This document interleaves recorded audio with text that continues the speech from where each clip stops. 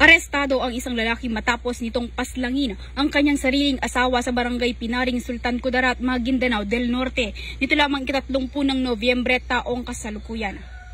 Kinilala ni Police Lieutenant Colonel Hector E. Tanyo Jr., Acting Chief of Police ng Sultan Kudarat Municipal Police Station, ang suspect na si alias Brando at ang biktima na si alias Ann. Ayon sa ulat ng mga otoridad, 3 beses anyang pinahirapan ng suspect ang biktima sa pamamagitan ng pagsaksak ng isang matulis na bagay at paghampas ng upuan na nagsanhi ng pagkamatay nito.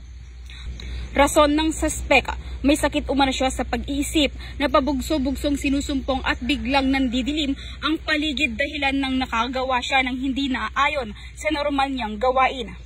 Ngunit kinumpirma rin ng suspect na minsan na siyang gumamit ng ipinagbabawal na gamot, ngunit halos 1 buwan na rin umano niyang itinigil.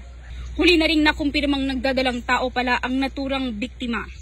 Sa ngayon, kasong parricide at RA 9262 o Anti-Violence Against Women and Their Children ang posibleng kakaharapin ng suspect. Samantala, patuloy na magsasagawa ng mga operasyon ng PROBAR sa patnubay ng pamahalaan upang hulihin ang mga lumalabag sa batas, mabawasan ang iligal na gawain at isulong ang kaligtasan, kaayusan at kapayapaan tungo sa progresibong bagong Pilipinas. Mula rito sa rehiyon ng Bangsamoro, ako si Patrolwoman Veronica Lagi, nagbabalita para sa Police News Network, alagad ng batas, taga-taguyod ng Balitang Pulis.